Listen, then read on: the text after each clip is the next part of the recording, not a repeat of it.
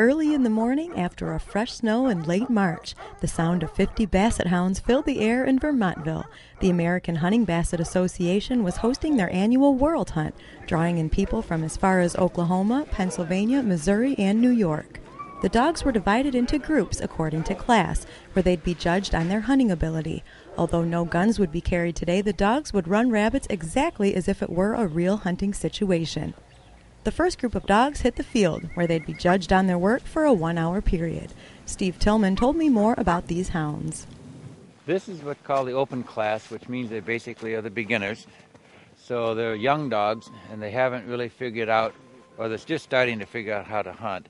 And as they compete in various clubs throughout the country, throughout the year, they get more points. And as they get a certain level of points, they advance to what's called the champion class, and then eventually the grand champions. So these are the young dogs, and they're still learning. And then the next group we'll send out will be the champions and the grands, and they're much more experienced, and they can run a good rabbit if things work out right. As the amateur dogs ran, it was kind of hard at times to tell if they understood what their instincts were telling them to do.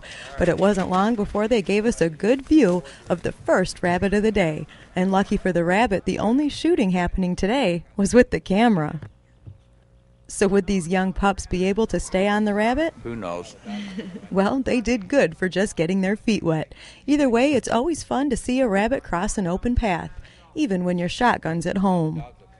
As the beginners were wrapping up, I asked Steve to tell me more about basset hounds and how long it takes them to become proficient hunters.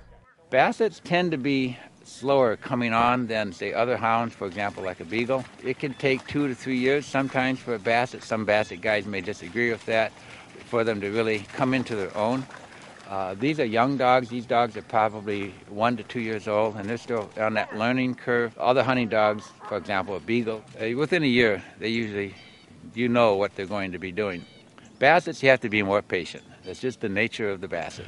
Today we're on the World Hunt, which is sort of like the World Series of the basset world. The bassets over the years tend to be house dogs. They lose that instinct, and they become what we would call couch potatoes. Bassets are lovable dogs, but they have lost a lot of that urge, the hunting urge that they originally had. And there's been a remarkable improvement of the breed over the last 4 or 5 years that I've been involved in the organization, of just being able to still identify those dogs that are good in the field and then breeding them back to other good dogs in the field, and thereby improving the breed. And that's what the whole purpose of the American Hunting Basset Association is all about. The hour was almost up for this cast of dogs, and the judge was wrapping up his final scores. Steve said this was a tough morning for the judge. There wasn't much scoring going on, so it makes it really tough for the judge to try to figure out who's going to be the first place dog and the second place dog and the third place dog. It's really tough to judge, and I've been there myself, and it's not a good feeling. The final scores were tallied, and Eric Figg from Missouri was happy to hear that his dog Remington had taken first place in the open class. Hey, Remington, look at that, man. Going to the finals in the world. More than we can expect, huh, Yep. Remington? That's more than you expected when you came here, isn't it? That's for sure. Yeah. Tell me about Remington. Remington's 13 months old, and he's the first puppy that started running out of the first litter that I've had. So Eric was proud of how his pup's instincts showed up in the field today. Maybe soon Remington will move up to the champion class, the more experienced dogs, which is who we were about to go out with. We headed to another field to give the champion class a run for their money. As the guys in their bassets made their way to the starting point, the judge for this cast, Miles, was preparing to keep up with the dogs to score them.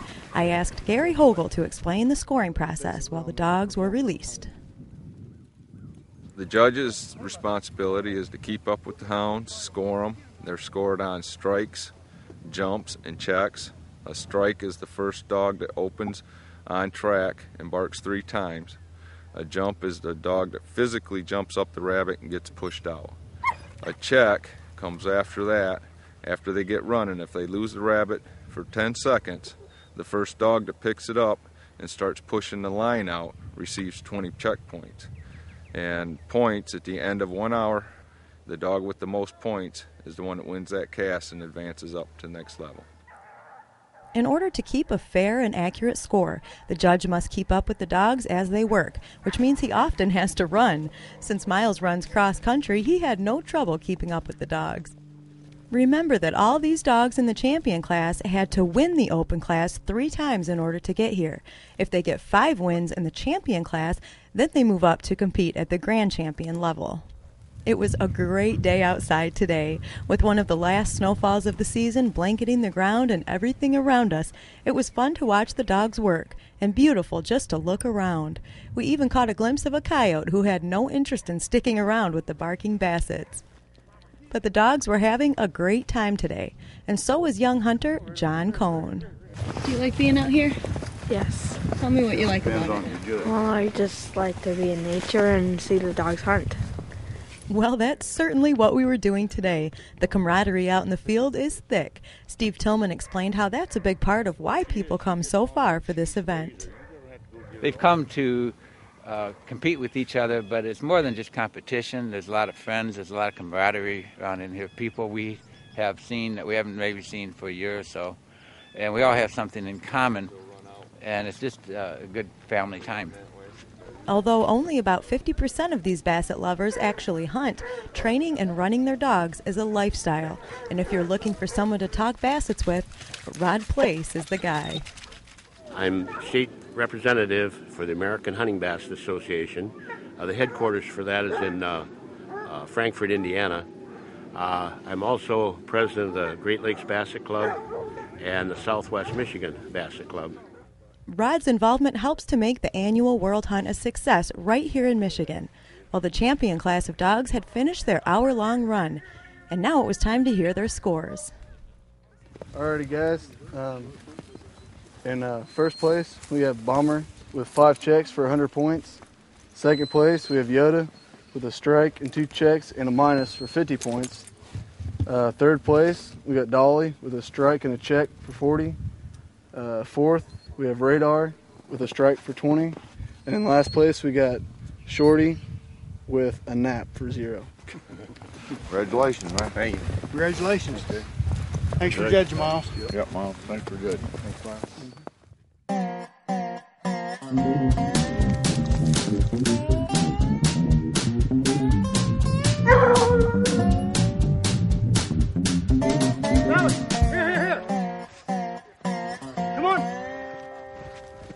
A special thanks to everyone who participated in the World Hunt today and for giving us a glimpse into the world of the Basset Hound.